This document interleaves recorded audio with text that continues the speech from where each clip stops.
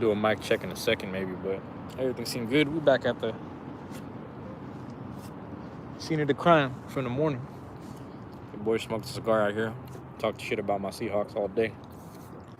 You know, like you might have to flip tables or something, man. Let me keep this one for now. I'm gonna keep this one right here for now, man. I went over there. I asked for a latte.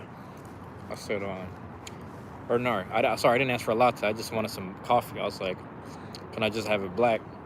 Man, I think they gave me a latte, bro. Because I'm looking at they look hella nice and foamy. I'm like, damn, man. I don't know, bro. I don't think they understood what I was asking for, you know. And the other thing about it is, this is at the Ethiopian restaurant. Ethiopian coffee is so strong. I think they just gave me half. They was like, man, I'll give you half, bro, because they didn't say that, but I'm just assuming they're like, nah, man, this shit too strong. But I was here for that, you know. So we got slightly turned up in the morning, doing what we had to do, doing the necessary, you know.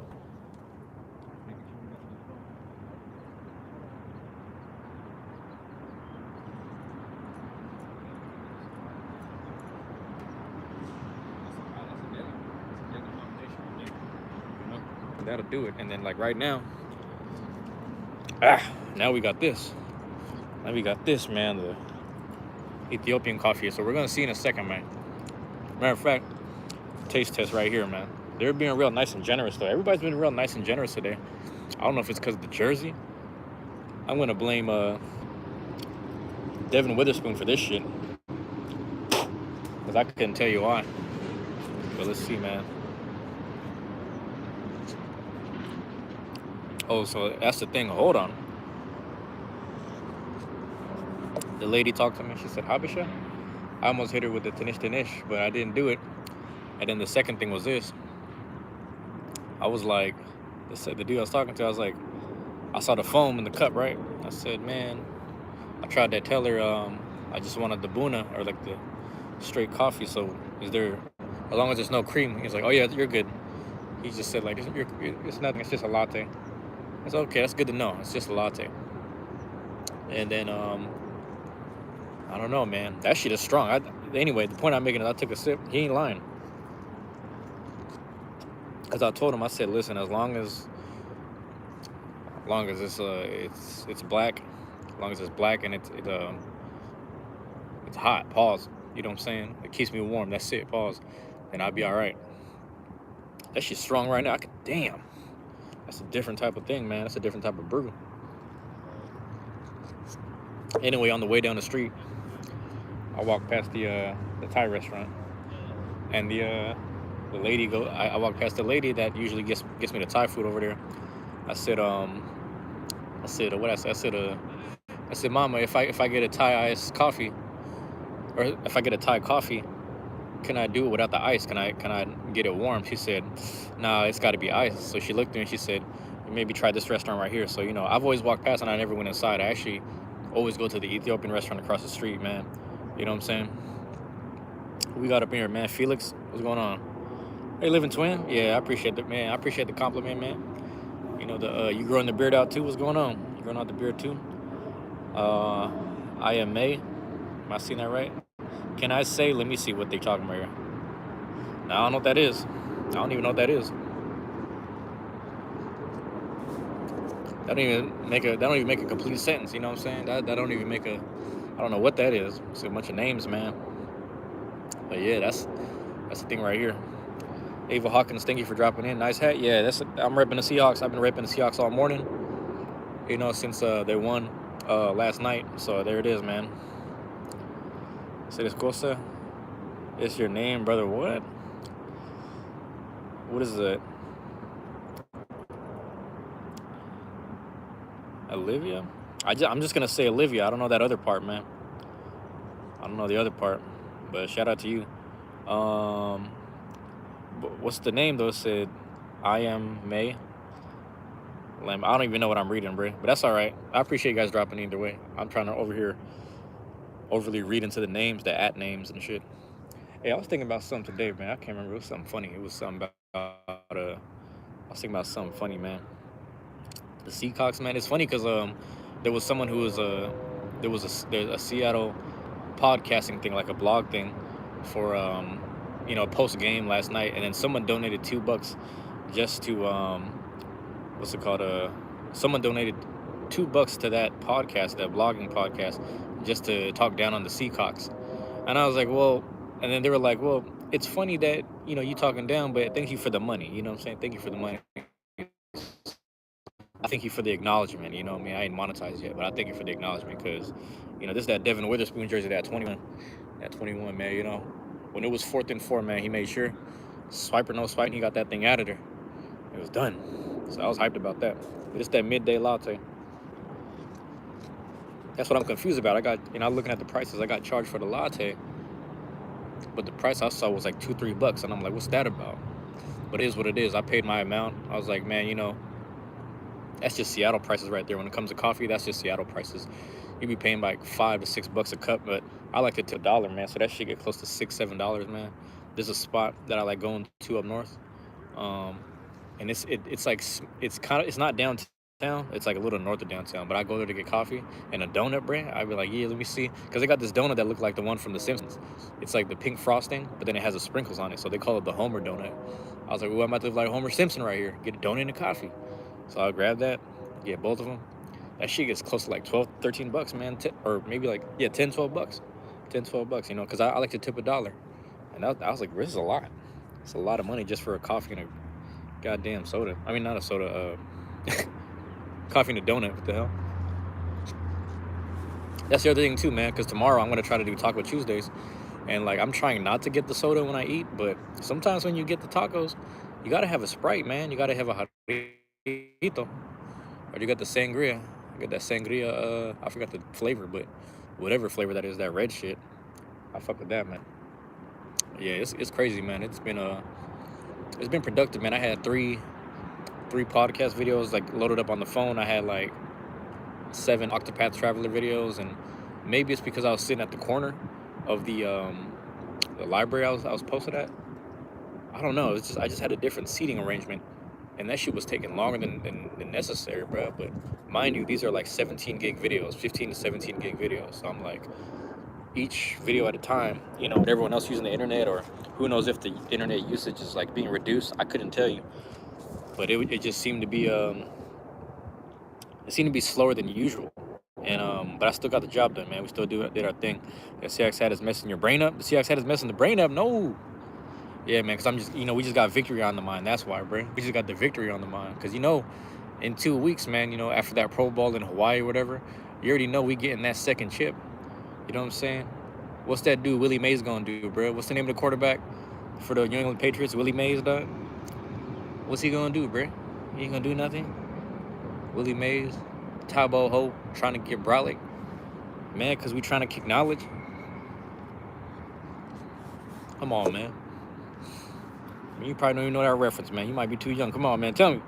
No, that's not going to happen. Who you going for? You going for the Patriots, man? I mean, I get it. See, my thing is I get it if you got money on the line or if you're from that area. But, nah, man, we going to lock that up, man. Like, Willie Mays could barely do anything against the goddamn Broncos, Now, you could sit there and be like, oh, the Broncos are different than the Seahawks.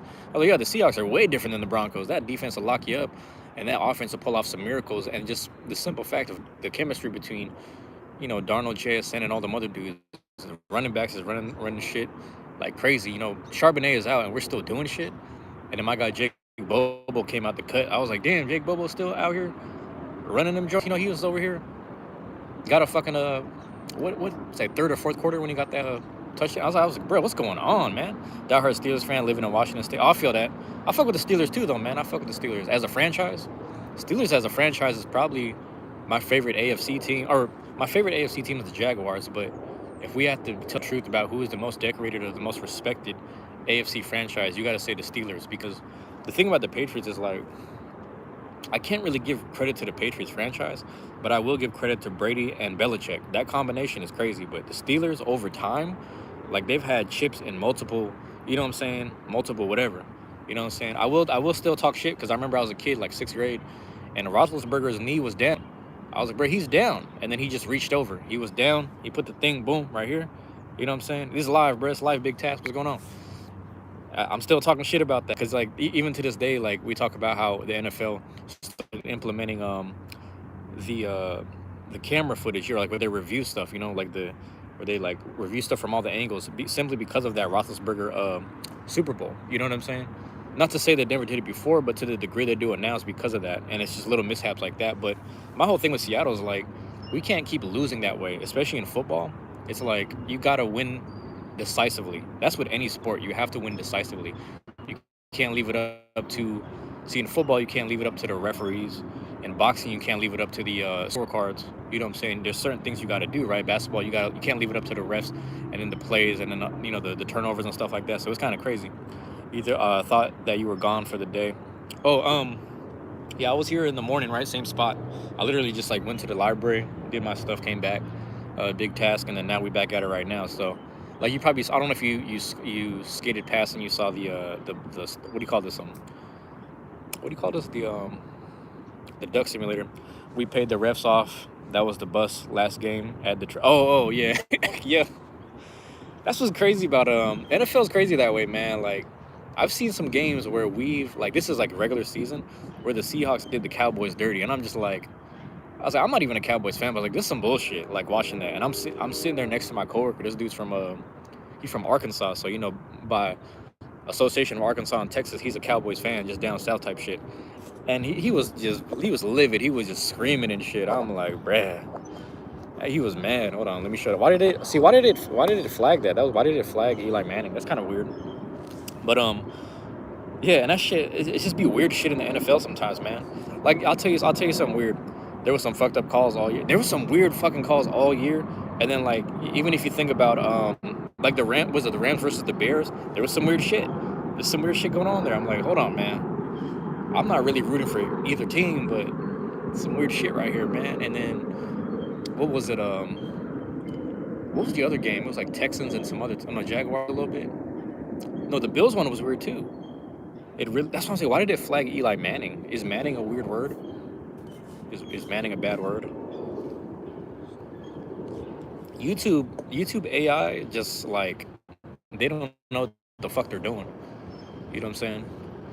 But yeah, on the NFC side, it's like the 49ers are probably like the best, most decorated team just generationally, you know what I'm saying, over and over and over again. And then on the other side, I would almost argue the Steelers are, because it's like you think about each era of different, whether it's coaching or different players that were there, how many times they got the chip. It was like five, 6 times or something like that, but also their Super Bowl appearances, you know what I'm saying? So, and then, yeah, the Niners, like they showed up how many times, but yeah. I mean, I'll give you a weird one. Here's a weird one. In 1976, the Seahawks that was the first time they were an expansion franchise, correct? This year is our 50th anniversary. So on the 50th anniversary, they show up to the Super Bowl. Now, another thing that's kind of crazy that my brother said is that whenever there's a new pope at the Vatican, the Seahawks go to the Super Bowl. So they fulfilled the prophecy this year. There's a new pope in the Vatican, and then now we have the Seahawks in the Super Bowl. So I'm like, I don't know what the fuck going on. So you want to talk about Illuminati? The whole NFL some Illuminati shit. I don't know what the fuck going on, bro. Any given Sunday, you know what I'm saying? Like days you're supposed to be resting, they got us amped up. It's some weird shit. It's weird shit going on. Like that's the NFL for you. You got like weird ref calls, you got weird touchdowns, you got weird and sometimes you just got to enjoy the game. At the end of the day, if you're the type of person that sees the bullshit and you can make the right bets on it, I would say just make the right bets and make your money, man. Because the NFL don't give a fuck about you, man. They just want to fulfill the prophecy, man. They want to fulfill that weird prophecy shit. I'm like, I don't know what this means, but it's some weird shit. They all prayed to the Big Owl in Cali. Yeah, man. And you know what's crazy is this Super Bowl, think about it. It's in the Bay Area. And that's not that far from Bohemian Grove or whatever the fuck. That's right there in Cali. And it's again 50th year anniversary for the Seattle Seahawks. New pope inside the fucking boom, whatever. I don't know, bro. It's some weird shit. Come on, man. I don't want to be a conspiracy theorist, but sometimes it's like, hey, conspiracy proven. This shit be just right in front of you. But I look at it whatever, man. That's like, hey, it is what it is. I would have took either way, man. I would have been happy if it was the Broncos because, it's nice to see like the two states that legalized marijuana first. Like, remember that one year when like Washington State and Colorado were the first states to legalize marijuana, and they both showed up in the Super Bowl? I was like, let's go. That was a good year, man. Everybody's like, hey, the Washington State and Colorado got marijuana, and then they got the Super Bowl. I was like, that's what I'm talking about. So yeah, man, big trees, big trees. But yeah, no, Steelers, man. Steelers been having it, man. They, I still got a Steelers hat. I still got a Steelers hat in storage. You know what I mean? I rocked it a few times, and then I was like, let me put this on retirement for a little bit, let that Steelers hat rest. Because I started chasing I was like, let me start identifying who the winners are in each sport. And obviously in NFL, like you would have, let's see, it would have been like Green Bay, Steelers, and then Patriots. Those are like the big three, if you will. Aside from aside from Niners or whatever. And who else would be there? Cowboys is like the most like well, there's like they have the most fans or whatever, right? But nobody really, like it's like a hidden love kind of thing. It's kind of funny. But I thought about it, I was like, honestly, man, the Steelers are probably they're up there, man. Like, and then the Packers historically have been a thing, but I think the last time they had a run was probably Rodgers when Rodgers made a run for the bowl, you know. But that Patriots shit, when you think about it, they have one Super Bowl that isn't Brady and isn't Belichick. But other than that, like five of them. You know what I'm saying? If Seahawks win, Jesus is gonna come back. Hey, Jesus might have already came back. Realistically, I feel like Jesus already came back, and then like after the Seahawks win, Jesus is gonna reveal that he's like an 18-year-old dude.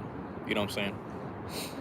But Jesus is probably in Chicago right now. He's probably like somewhere on in the south side of Chicago or the west side.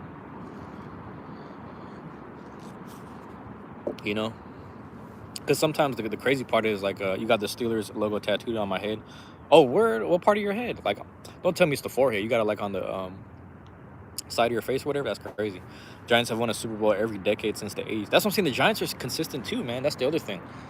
Let me think. 2010s. You guys won in the 2010s, right? Who did you guys go against in the 2010s? Yeah, that. A crazy one that I didn't realize was I was looking at some history. I didn't realize the Bills showed up like 4 times in a row, and they lost all 4 times. I was like, that's fucking crazy. The Patriots was 2010. Oh, you're right. Yeah, that was the 2010s. That's crazy. And it was that double on the side, like like their helmets. I see what you're saying. That's kind of fire though. Yeah, it's kind of fire, man. A lot of people in Seattle always get the Space Needle tatted on their body. There's a couple of athletes that have like Space Needle either on their arm or like on their rib cage or something. It's always like a big thing that just kind of synonymously always represented the city itself, because everyone's from different spots and areas. You know what I mean? It's hard to. I was about to get my my zip code on my arm on some hood shit, but I was like, honestly, man, because I'm trying to move out of America, I might be past all that kind of energy, but I'm still with the shits like that. Not no bullshit, but just I rep my neighborhood peacefully, man. Just on some. I'm proud of where I came from, man. It was what it was over here. But a lot of times the Seattle shit, I'm more of a Sonics person, like in terms of basketball. Like I've always been more of a Supersonics person, and they'll be back soon. That's a whole nother story, though. The Bills, I live in Washington too. The Bills lost to the Giants in the '90s. So the Giants beat. Oh, I see what you're saying. Yeah, okay. So was that what's his name? Jim Kelly or something like that, or whatever his name was, Jim Kelly, or I don't know. Is that his name? Something. Yeah, when I looked that shit up, I was like, damn, they showed up 4 times and lost 4 times in a row. That's crazy. And it just feels cursed over there sometimes. Like when you see the refs doing the Bills dirty every now and again, you're like, bruh, do they just not like the other theory was what's it called? The other theory was they don't want a franchise in Buffalo. Like no one wants to deal with that shit because it's like it's not a Canadian team, but it's on the border. Like Seattle's still 3 hours away from the Canadian border, but Buffalo's like right there on the border, technically. You know what I'm saying? It's just only thing that's dividing it from Canada is like a lake. So people are saying, yeah, they just don't want to deal with a franchise in cold ass Buffalo, New York. They already the state of New York already has Jets, Giants, and then now you have that shit up what's it called, upstate or whatever you call it. You know what I'm saying? So that's the other theory. It's like, yeah, well, where would you put the expansion at? You don't want another California team, but like where Utah's been making noise of like just trying to have shit. Will they have a Portland team? I feel like they should have another They should put another St. Louis team if they ever do an expansion. There should be a St. Louis team because when the St. Louis Rams were a thing and they had like that navy and gold, that was the shit. That was the shit. No, I mean I'm not mad at the Los Angeles Rams, but that navy and gold shit with the St. Louis, that shit was hard back then. The Marshall Faulk days, bro. Marshall Faulk down in St. Louis Rams in that era. The 20 was it 28 or some shit. I forgot what he rocked. It was Marshall Falk, and it was Sean Alexander. You know what I'm saying? You went to Sean Kemp's weed shop last time. I was up there. It's a cool shop. Lots of Sonic stuff hanging up. Yeah, it's a nice little spot, man. If you guys are ever in the area, Tenino, hour south of Seattle. Tenino. I think I know what you're talking about.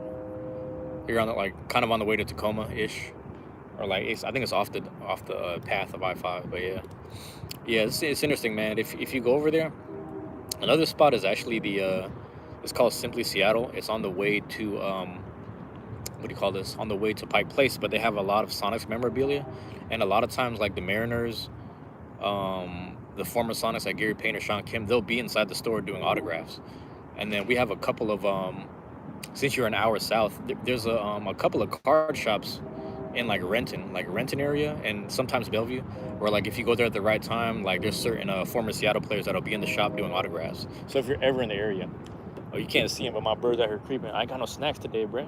I gave you the cookies this morning. And this guy's just eating peanuts and shit. Yeah.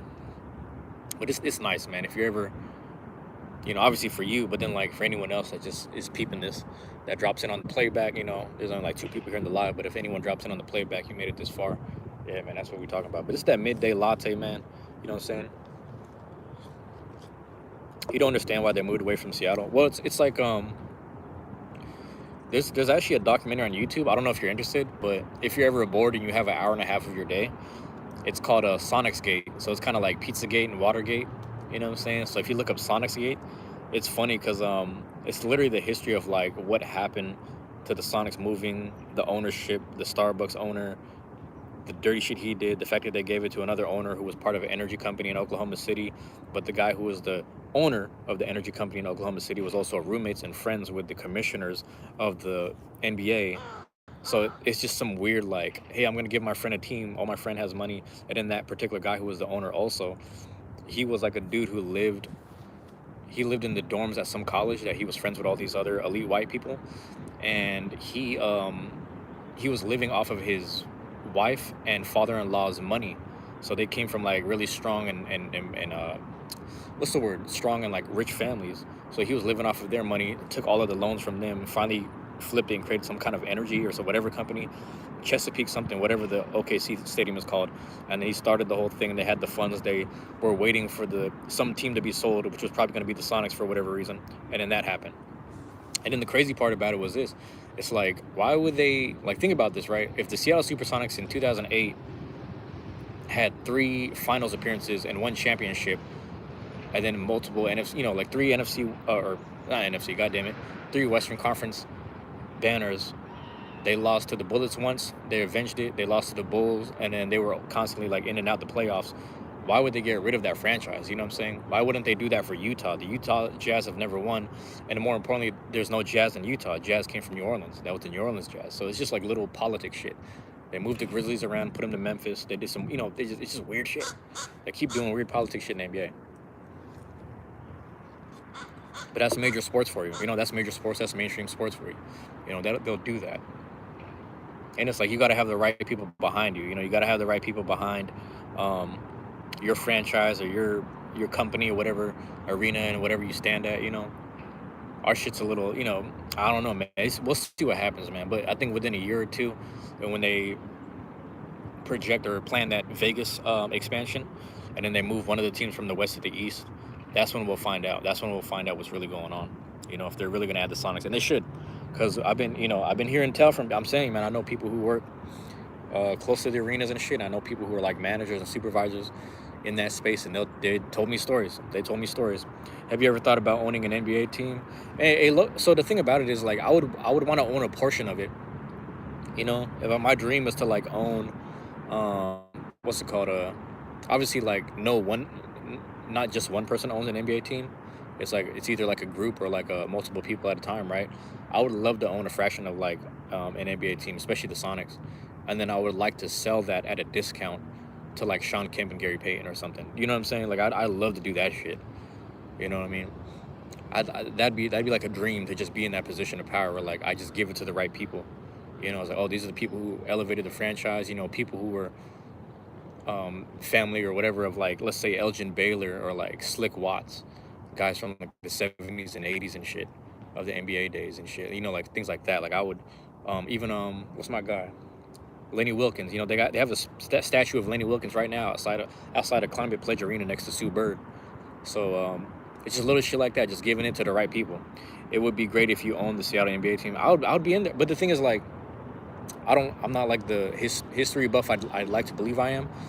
But I'd probably be, I don't know if I'd be good at managing it, but I'd be good at like just appeasing people. So like on the business side, I wouldn't be good, but I'd be good at just being a good personable person, talking to people, hearing concerns. But I really wouldn't know what the fuck to do, if I'm being honest.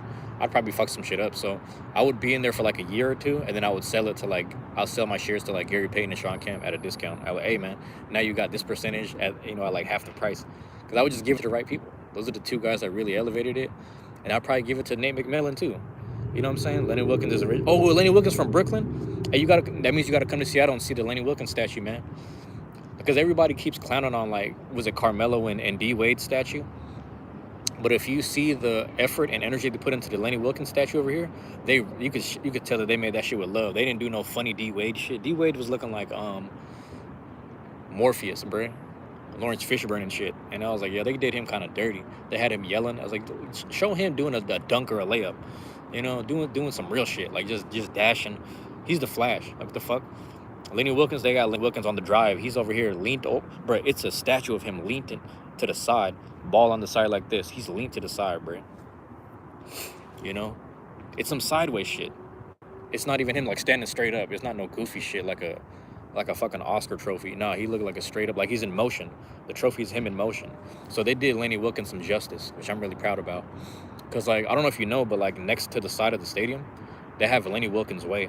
Like, they literally named one of the streets. Like, there's like a portion that runs about 4 or 5 blocks, I think. They literally, like, named it Lenny Wilkens Way. Then this is before he died. This is before he passed away. This is before the statue. You know what I'm saying? They really showed some love to Lenny Wilkens because I believe he was on that 79 team, the 1979 team that won the championship. I could be wrong.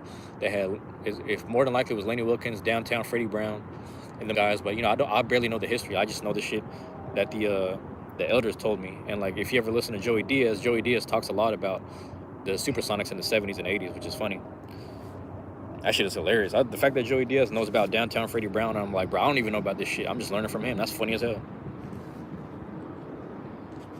That dude was really watching basketball growing up as a kid. You could tell. Well, I would love to see the statue. He won a title for the Supersonics. Yeah. I think it was a 79. Yep. I think that, and he was the head coach of that team.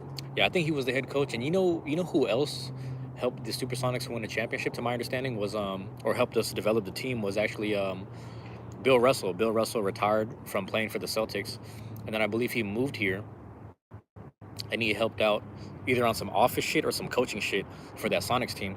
And then I think his family still lives here. I think Bill Russell's family still lives here. And Bill Russell's actually buried here in Seattle, or not in Seattle, but like somewhere in King County, somewhere in the area, which is beautiful, man.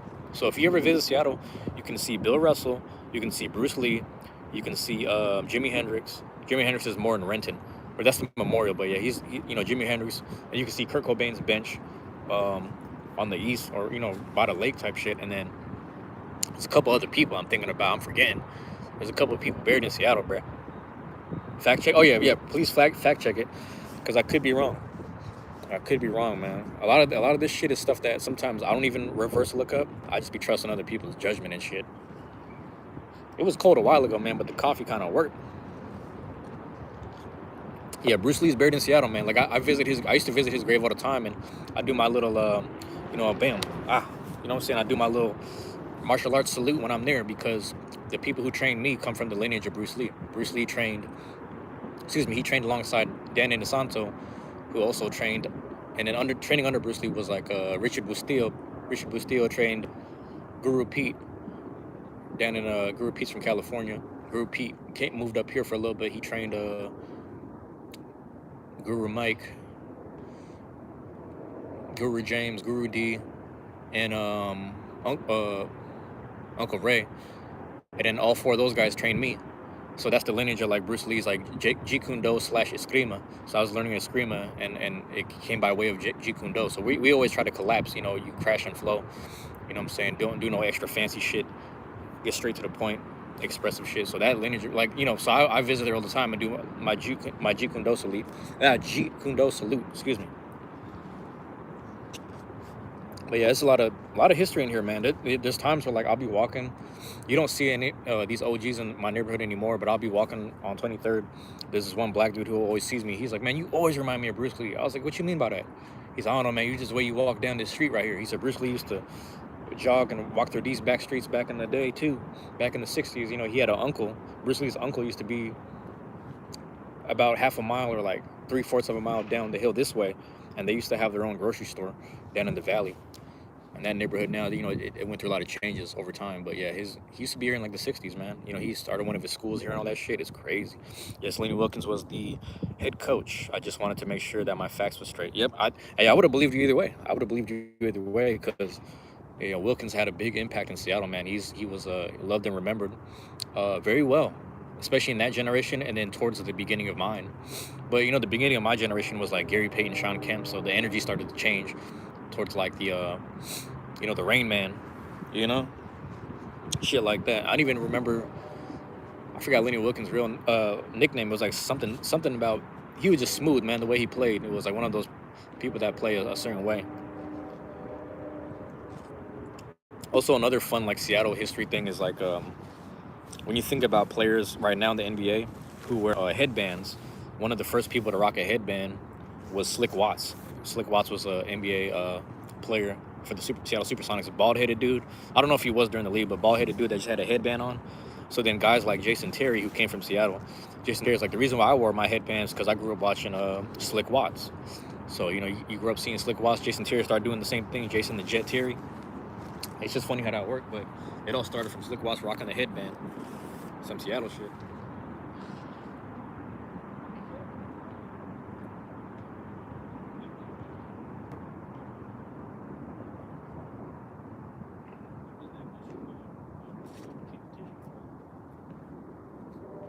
Yeah, like some players from Seattle in the NBA league or in the league right now, which is kind of crazy. Tari Eason went to Garfield right here. This is like a couple blocks. You be seeing me over there sometimes. Whenever you see me sit on the bleachers and I got the fence behind me and stuff, like I'm over there. Tari Eason played for Garfield, and then Marjan Beauchamp played for Garfield. He was a rookie like 2 or 3 years ago over at in Milwaukee, and he played there too. So yeah, write that down. Write down Slick Watts, man. Do that research, man. How's it going, man? Yeah. And then I'm trying to Banchero, the first round pick. He's from here, but he played at O'Day. And then who am I forgetting? I'm forgetting a couple people, man. There's a lot of people from Seattle, which is crazy to think about. So like NBA and MLB, we've had a lot of players recently, which is a good thing. There's another dude from here. I forget, man. I mean, obviously like Blake Snell from the Dodgers is from Seattle. Shoreline specifically, I believe. And then but you know, we still count the motherfuckers, man. And like there's one other dude, bro. I forget his name. Who the fuck was it, bro? Oh, Cooper Kupp, man. I forgot Cooper Kupp he's from Yakima, but he's from around the way too, which is crazy.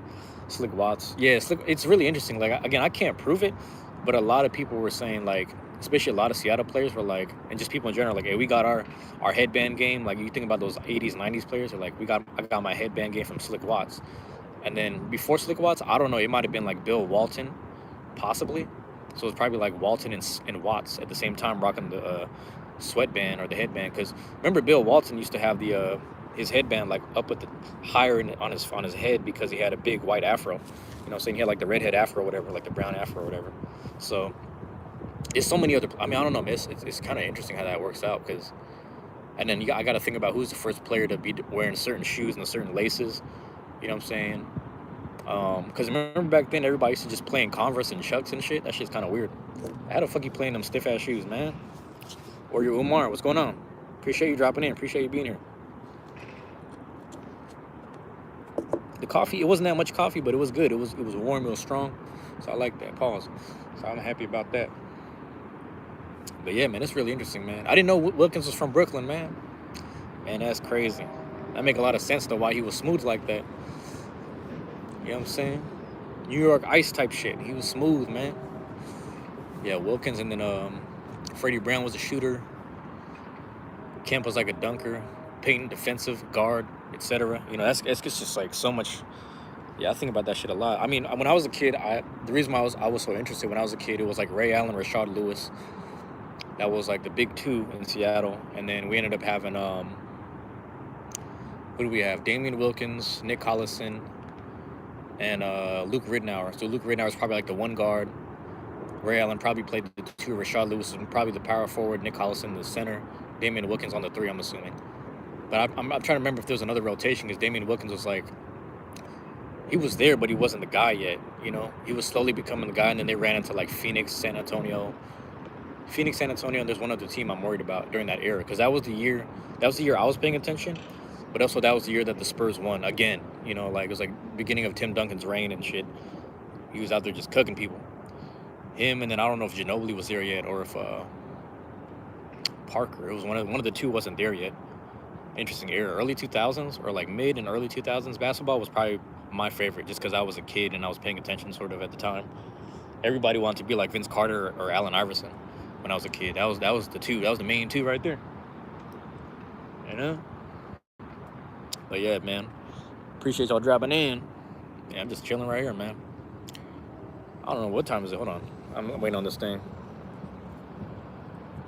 He said, I want to become rich and prominent and go to Seattle and find a wife. What? And he can say the wife of Big Task is from Seattle so that I can add to onto the legacy. Hey, man, it's so much Seattle legacy, man. Go for it, bro. Go for it, man. I'm telling you.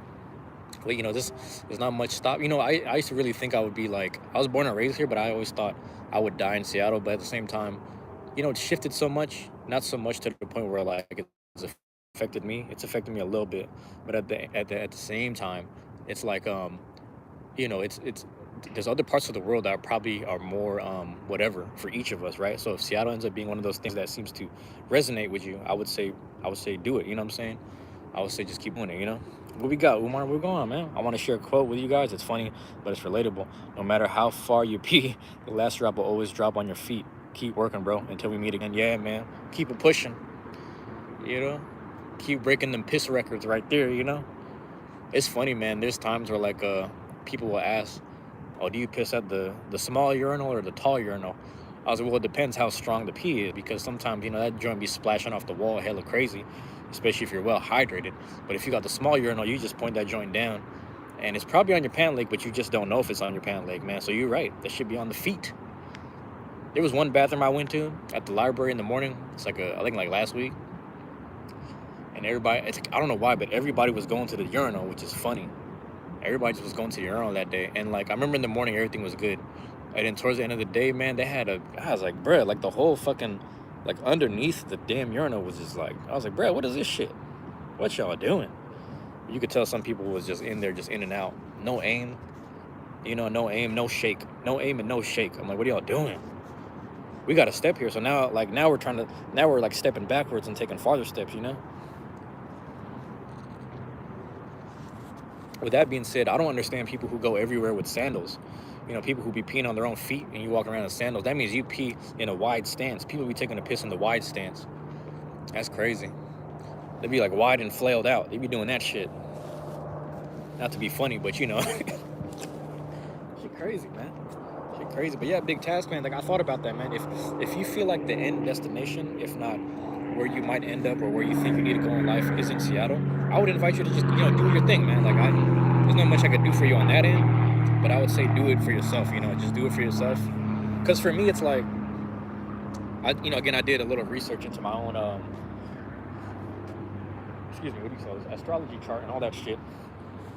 There are ley lines that correlate with it based off of certain times of the day, things that would have crossed over and met at certain ley lines, whatever, on the planet. And obviously, like Japan, Italy, and like Brazil were like those main places. And it's like, these are places I wanted to see in the world, but I thought about it, I was like, that might be places I should probably settle. So obviously I'm going to Japan first because that's the easy layup. You know what I'm saying? So we're going to go over there, establish some stuff, and, you know, back to Ikigai, which I've been kind of learning about for the past couple of years. I was actually reviewing some of my writing today. And like some of my writing I'm about to use and apply for, you know, just my future worth, if you will. Like just things that I want to, you know, I want to be someone who, you know about my writing and you know about my cousin's drawings because he's gonna be like my manga artist, if not my comic book artist. You know, things like that. So it's just someone that I try to refer and defer. I don't know if what I'm saying makes sense, but yeah, man, it's all power to you. All power to you. That's why I don't understand why someone would have a urinal in their bathroom. You think that it should just be all toilets? You think like we should all just have the stand-up toilets? That makes sense though, because at least you have the bowl. Yeah, if you have the bowl. I mean, you know, it's funny. Some urinals do they jut out a little bit, but not really. That kind of makes sense.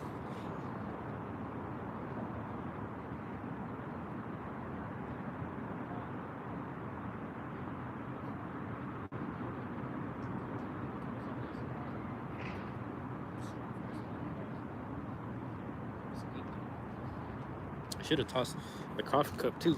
Well, it is what it is. But yeah, man, whatever compels anyone to do anything, man, get anything done or end up anywhere in life or just, you know, whatever. I would say so. You see, I'm trying to stay out of the camera frame so I can show you guys the sky right here.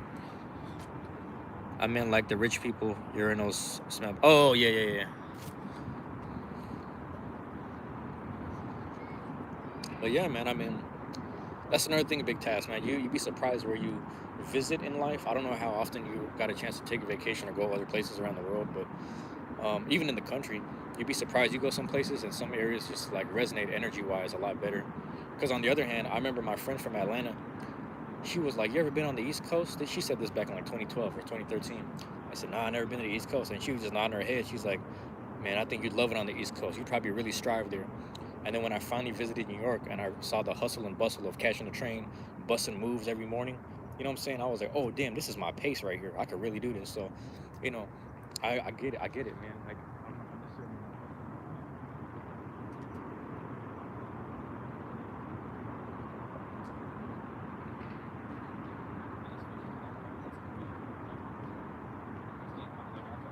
necessarily like when I wrapped up, I ran to the mailman.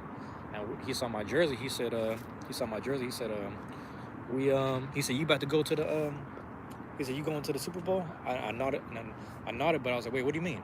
And he said, "No, no, I'm talking about you gonna go to the Bay Area and you're gonna watch it there." Then in Frisco, I was like, "I ain't got no money, man." He said, "Man, you look nice right now. You looking sharp." I said, "Listen, I got enough money for the fit, not the plane ticket and the ticket." And he started laughing, but I was like, I thought about it. You'd be surprised, man. You'd be in the right predicament and situation where you can give out energy and that energy is being reciprocated, and that energy itself will start to invite, you know, money and other monetary opportunities. You start getting paid randomly, like, damn, I'm starting to get paid. What is this about? And really, it's just an interaction between you and other people. They want to pay you. You know what I'm saying? Like, people want to pay you for how you make them feel, etc. It's funny because, like, you know, people in person, I might be too much, I might be overbearing or whatever, but sometimes on the internet, people got enough patience for me. It's kind of funny that way. My bad. Um, I agree. You remind me of Brooklyn. It's funny, man, because like my neighborhood, we every time I hear about Harlem, it's always reminding me of that too. But I've heard that too, man. Like I met a couple of people from Brooklyn, and they said the same shit. I was like, that's kind of interesting. It's kind of interesting. Hola, how you doing, Isabella? How you doing? Yeah, it's chilly. It's getting chilly, man. I might have to start walking. I might have to get to walking though. How you doing, Isabella? Yeah, exactly. A lot of times it's about good energy. Yeah, man. It's that's all it is, man. It's just when you start having a good exchange of energy with people, it means the world. Like it means everything. You know, I think about that sometimes because here, let me go on this side. Hey, watch. Is it gonna block the sun? Boom. Let's see. Hold on. Boom. There we go. If I get in the way, all right, there we go. That's weird how like you see how the lighting changes when I move. Let me do this. Bam. All right, that's a little better. That's a little better. Yeah, man. I be meeting people from around the world sometimes. Hold on, let me get out the way. I think it was better on that side. All right, here we go. Yeah, it's better right here. Um, yeah, I met people from around the world here, and a lot of times I resonate with a lot of the people, either from down south or like from the islands. It's kind of weird that way, you know. I be meeting people from like either they're from like Montserrat or like Bahamas and shit like that, or just people from down south, and I seem to get along with more of them more so. New York is not cut for everyone, but you would thrive here. Yeah, I mean the simple fact that I can like think about this, right? Any time of the day, if I'm awake, I can get up and I can transport anywhere within an instant. based off of a train and the schedule of the train being no more than 5 minutes. Because I swear I was standing there, no more than 1 minute, no more than 2 minutes, the train is there. And like over here, I'm so used to just waiting around. Like I'm the type of person, I wait around at the bus stop for 10 to 15 minutes for a bus, right? I put my gloves on, I start doing chin-ups at the bus stop. I'm one of those. So the fact that the train will get me all over the city, and like I ain't gotta waste too much time, it's just happening. It's just happening. Bro, come on. So people be like, you wanna move to the big city? I was like, it's not so much I want to, like it's just my pace, man. Like while I'm young and healthy and I like moving around, people see me in my neighborhood, people see me downtown here, I'll be walking around looking crazy. Shit, when I left and I walked up the hill to walk to the library, I was walking so fast to the library that these white ladies flinched. I was like, damn, I'm just trying to get to the goddamn library and get my hands warm. You know, I'm just trying to warm up my hands. And then the lady started flinching with her dog. I was like, oh, I get it, man. Like to you, it's like a casual morning where you just want to walk, stroll, and go about your day. But I'm like, hey, man, I do too. I'm just trying to get somewhere faster. That's all it is. You know, there's a moment when you need to slow down. And when you need to slow down, that's when you retire in Seattle, or you retire down in like Arizona. You know what I'm saying? Because everybody's going to Arizona to retire, which is funny. Everybody's in Arizona, or they're like in some small part of Florida or some shit.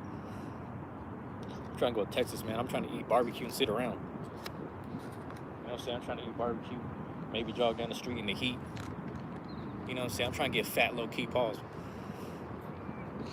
Yeah, that's crazy. They actually they flinch, man, because I'm just over here just like, boom. Like, I'm going this way, right? And then they're like, I'm crossing the street right here, and then they're going this way.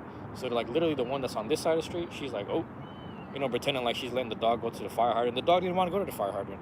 Other lady's going that way. She's just looking back. She starts speeding up, and then she's like, you can tell she's turning off the music on her headphones or whatever she's listening to. I was like, bitch, I don't care. Like, the library's like right there. I just need to go to where I'm going. I just need to get to where I'm getting.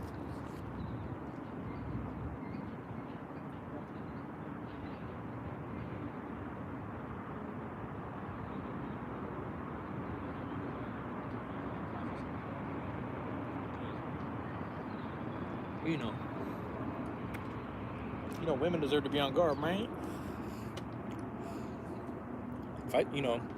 If a dude started flinching and, you know, I'd be like, what's going on? What are we doing? Well, yeah, I ain't gonna have no altercation with a lady, you know what I mean? That reminds me of a time I visited Toronto. I was making everybody flinch. No, Canada, they're not gonna be ready for you, man. Canada is not gonna be ready for New Yorker, even if it's Toronto. Vancouver was not ready for me because I was moving around too fast. I'm over here walking, bro, I was moving too fast. The people in Toronto was looking at me like they saw a ghost. The thing is, we be moving too fast, bro. I was in Vancouver, and like, I don't know how to explain it, but we're like walking, and like, mind you, I took some edibles while we're up there, so I started tripping out. I'm like, bro, it was some Cheetos that were infused with weed, and the lady said, oh, it ain't much. I ate the whole bowl. I started tripping. I was eating my ramen at the ramen restaurant. I was like, bro, I'm going through some phases right now. God damn. I was scared. We're walking down the street, and like, you know, it's like hella people in Vancouver on this main street. I forget the name of that main street. And everyone's walking in line like they're on a conveyor belt. Like, whoever's in front of you is in front of you. Whoever's behind you is behind you. And nobody got out of line unless you wanted to go to the Gap store, Disney store, Rite Aid, whatever the fuck. So everyone's just kind of in line, like they're looking at things like a tourist, like single file line, looking at shit. And then I'm over here zooming through everyone, you know, because I'm fucking high. I'm over here high as shit, like, oh, I need to get back to the car.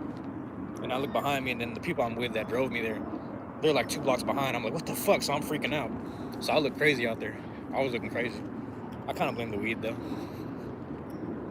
But you know, they're not ready. They're not ready because Canada, you know, things are good.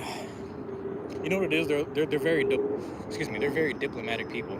Like when there's altercations and problems, they try their best to handle it with diplomacy and like just speaking. And like over here, we try to handle it by like hustling or fighting and weird shit. Like, you know, we do crazy shit to handle business here.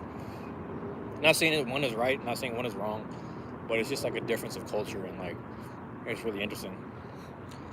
Crazy. Yeah, no, it's a little different, man. But really, and think about this, right? Because we are 3 hours away from Vancouver in Seattle. Where you're at, you're probably like the same, like 3 or 5 hours away from Toronto by flight or something. and it's literally not that far off. It's probably the same time zone, but it's such a difference of culture just going over the border. It's such a difference of culture, bro. I don't understand it. But we could say the same thing for Mexico. You know, Mexico's like right there, but also when you start going down south, it'd be a little crazy. One of my friends, dog, she's born and raised here in Seattle, pretty much. And then she said she went to like some friend's event, and then in Southern California, like LA area. So she's like, yeah, we go down to, we're in LA. We go to the event, we go to the social event. You know, it's warm over there, and like it's nighttime, so we go outside. And she said, you know how we have so many crackheads in Seattle? I was like, yeah. She said, well, they have less crackheads than us, but the crackheads over there, they move so fast. Like they're just skirting across the street. Like we walked past Skid Row, that shit, they was moving so fast across the street. And I tried to tell her, I was like, you know what, man, that makes a lot of sense, because when I was in Tampa, it was the same thing. Because the thing is, when you have a crackhead or a homeless person in a warm area, the body stays warm. Over here, you know, we're like north and shit. You know, the homeless people, they're gonna stay still because, you know, it's just too cold to be moving around and shit. Down there, they just stay warm. It's crazy, man. That's the truth. Canada is very much diplomatic, while here in the States, get that. I know, man, we be going straight to the gat and like go head up over some bullshit. You know, it's always some negative shit, unfortunately. But like within the States, man, you start going southwest or down south, you start going to like the Florida, you know, like down there and shit. It's so warm, man. Them fiends be moving quick. You know, I almost threw some hands with some fiends down in Tampa. Some homeless people over there. I was like, oh, hold on, what's this movement about? You know, what's this? And I already look crazy because I'm walking around Tampa with shorts and a t-shirt on because it's hot to me. But to them, it's the winter time, so they had like jackets on and shit. I'm like, what the fuck? It's fucking 80 degrees and shit. It's like 78, 82. Motherfuckers got like a goddamn, what do you call that shit? Windbreaker on. I'm like, what is this? Motherfuckers got the windbreaker in the 80s? That shit crazy though. But no, down in, I've never been to SoCal, but I've been to NorCal, like Bay Area. That shit crazy. That shit's something else, man. I need to start walking a bit, low-key. Yeah, the traffic is stopping right here. There's some weird shit going on, man. I'm looking around. I'm saying, man, I'll stand still enough and I'll scope around. Sometimes I be seeing some weird shit. People coming in and out the park doing this, down the third, man. Who we got? EX, welcome back, EX. Welcome back, bro. We out here just chatting it up. Yeah, I'm just killing it. Time, you know, just chopping up like usual. This storm is violent. Wait, what's the storm like where you're at? EX, where you live at, man? My bad. But yeah, over here, man, it's been nothing but like sunny days, bro, for the past week and a half, 2 weeks. We've been having, it's been cold as shit, don't get me wrong, but it's been sunny. Like every time I look out the window, I'm like, the sun is shining, what the fuck? But we haven't had any like snowstorm. I want some snow, bro. Massachusetts, that's right. I remember I almost threw hands with an addict in Philly. They're aggressive out there. Yeah, man. Yeah, I heard fit, man, but Philly is a whole nother monster though. Because that homeless dude, like, you know, everybody in Philly boxes. So that homeless dude is probably like a former, you know, Golden Glove child or some shit. He was probably Golden Glove at 8 years old or some shit, 12 years old or something crazy. But the craziest thing I heard, there's these people from Pennsylvania talking about they were locked up. He said, yeah, it's crazy because over here on the east side, you know, Philadelphia, everybody boxes, they throwing hands and shit.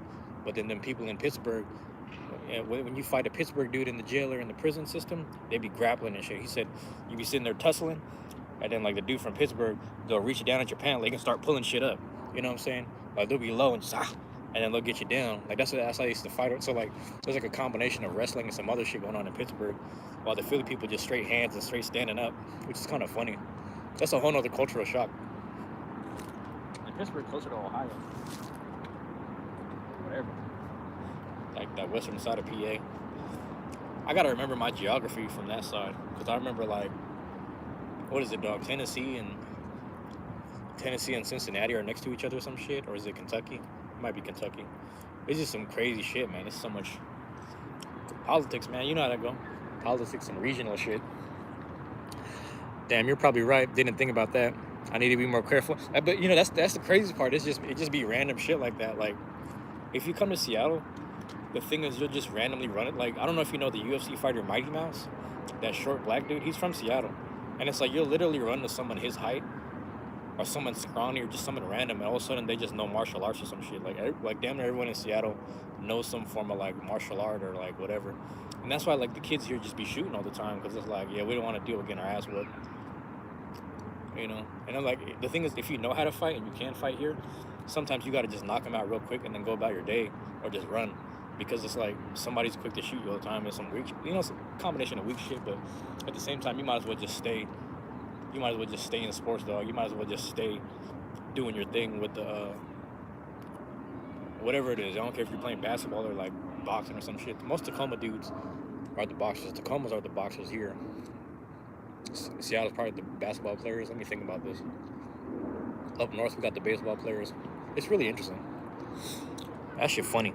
I just be in my lane, but I have people that I have issues with me, but nothing happened from it. Never been. And that's the other funny part, man. It's like there are times in my life, bro, where I'm like, I'm just minding my business, going about my day, right? And then I know if I go in a certain area of my city, my neighborhood, whatever, certain people gonna say some shit, some people gonna pop off, and it's gonna create the worst situation for me because I'm gonna want to react. But the thing is like you shouldn't let that shit get under your skin, one, but then two, you shouldn't be a doormat at the same time, right? So on the other hand, it's like, why would I go places where you gotta tolerate bullshit, man? I'm trying to go places where I'm just trying to elevate on a different level. So that's where I started to realize with the energy and shit within the city, the stuff that I'm used to, and also the history you have with people.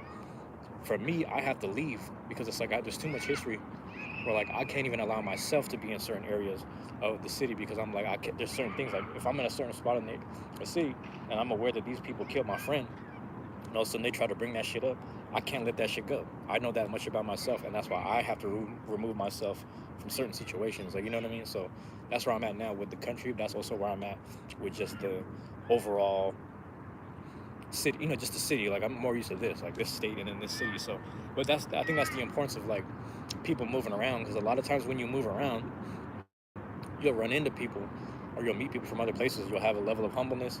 You'll talk to each other with a fresh start. You constantly have a fresh start with the next person, the next person, the next person, and it just keeps getting like, I don't want to say it keeps getting better, but it's just good each time, if that makes sense. So, you know, I don't want to say everyone needs constant fresh starts, because some people just need straight up neighborhood community. Some people need that. But for me, I realize like the way I am socially, I probably need to just meet a lot of people around the world. I need to just go around the world and meet everyone and learn everyone's stories and talk to them. I'm just one of those people. I need to do that. That's just me. My bad.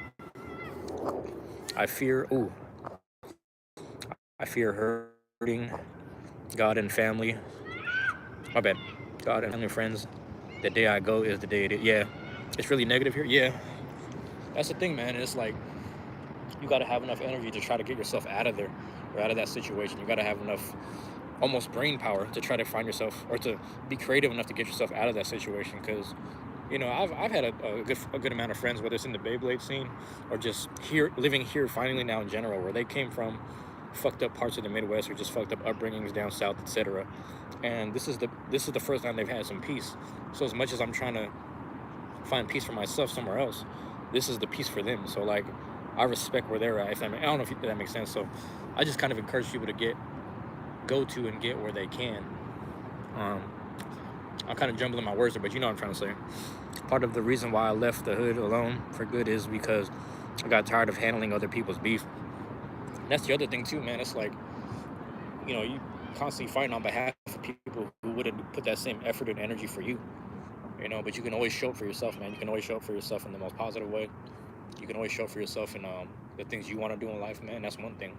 That's one thing where like there's times where like I'm very comfortable being alone. You see me doing the stream a lot. You see me say hi to like random people, but I'm always by myself. And it's not in a bad way. It's not in a good way. But at times it does get lonely. But that doesn't make me overlook the times I can run to someone and have a decent conversation with them. But I gotta keep it pushing, man, because you know, you get too reliant or get comfortable with certain people, and then they start thinking they can talk to you a certain way. That's another thing. You know how that go, big task. Shit. Just gotta be careful with that. That's how life is, man. Or at least that's how life is in the States. That's the funny part. That's how life is in the States, bro. I haven't lived anywhere else to really find out if it's different. You know, I think there's like big task. I don't know if I talked to you about this last time you were here, but I was talking to a friend. We did a Beyblade meetup, And then afterwards, facts, yeah. I'll tell you like this, right? Part of why I'm going to Japan, I thought about it because I never thought I would want to go there.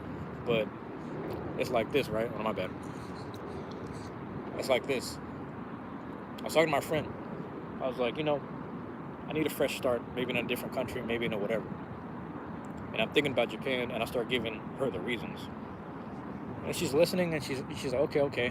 And one of the things I told her was like, there's a level of discrimination and profiling that I deal with here that either leads to the worst case scenario, which I try to prevent all the time. I've always prevented it all the time, but I can't act like it doesn't weigh on me, and I can't act like it doesn't affect me to the point where like, if I see so and so, I gotta get my get back. I don't care if it's a cop sometimes. I don't care if it's the next person or the next worst person. That's just how I feel, right? So I started saying to my friend, I was like, I'm just, there's a level of discrimination or profiling or whatever that I deal with here that I'm tired of. She goes, you think you're not going to be discriminated and profiled against in Japan? I was like, I'm not saying I won't. The difference is it doesn't come with a level of physical conflict, and it doesn't come with a gun to my face, or it doesn't come at the cost of my life. It's just a misunderstanding, or it's just someone who doesn't want to understand me and is just disrespectful. And at that point, at least I can have a decent conversation. Back to the Canadian shit. Now you can just have a decent conversation. If not, just tell somebody off and go about my day. Not necessarily diplomatic, but we'll leave it at that. So that's one thing I thought about.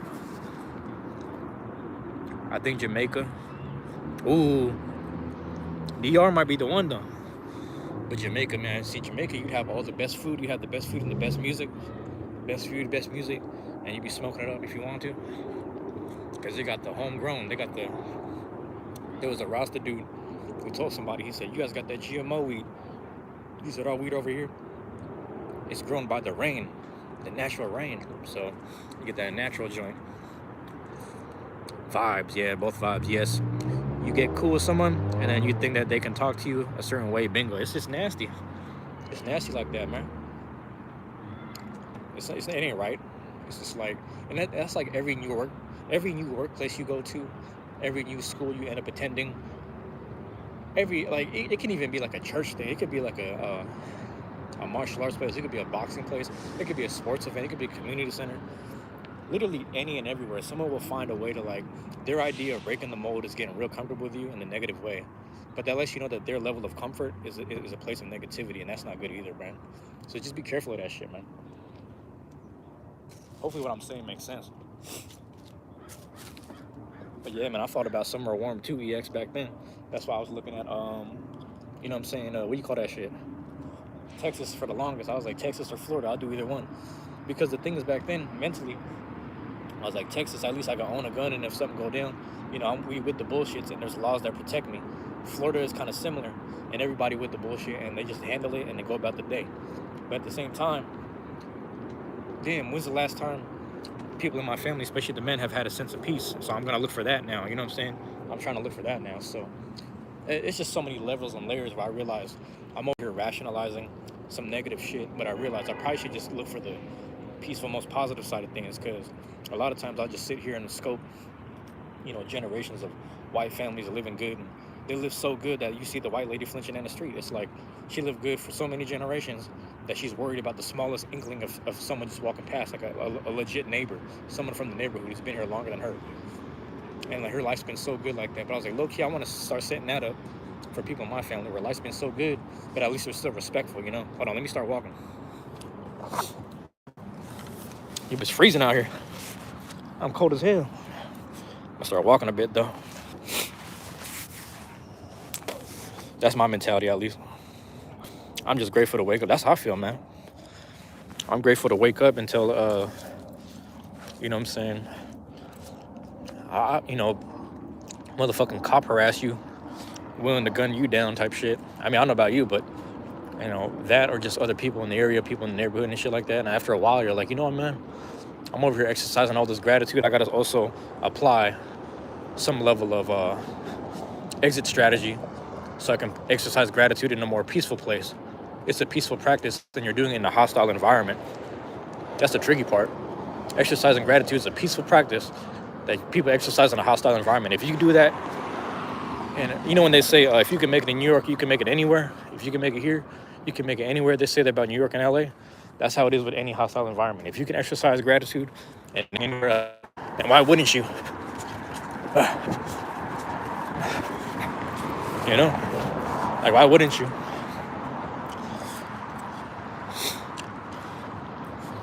No reason to go against the grain. Ooh, I'm chilling. Chilly out here. I'm gonna cut that off at some point. When it hits the 10%, maybe I'll do that. Whew.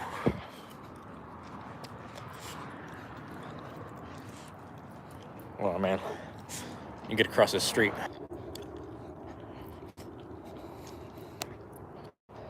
Come on, man.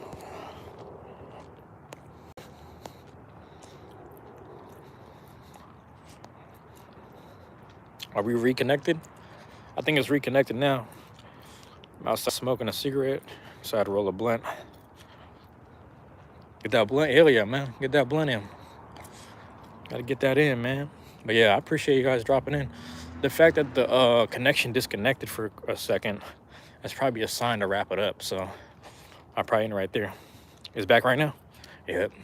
But hopefully what I'm saying makes sense. You know, I'm speaking on behalf of me. Like, that's what I want to do for myself. Like, for once, I started really looking at shit from a legit positive perspective. And I was like, you know what, man, I got to go all the way.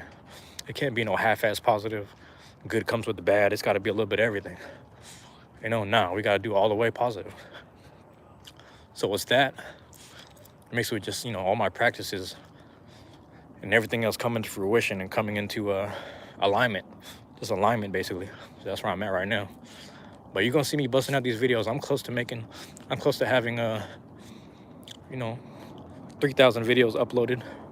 It's probably already uploaded, but it's probably not public yet. So we'll see soon, man. I got a lot of stuff on schedule. I'll leave it right there, man. There it is. Yep. All right, EX. All right, big task. Appreciate y'all hanging out. Plane overhead. It's probably going to fuck up my connection. I'm on the way home right now, though. Hey, man.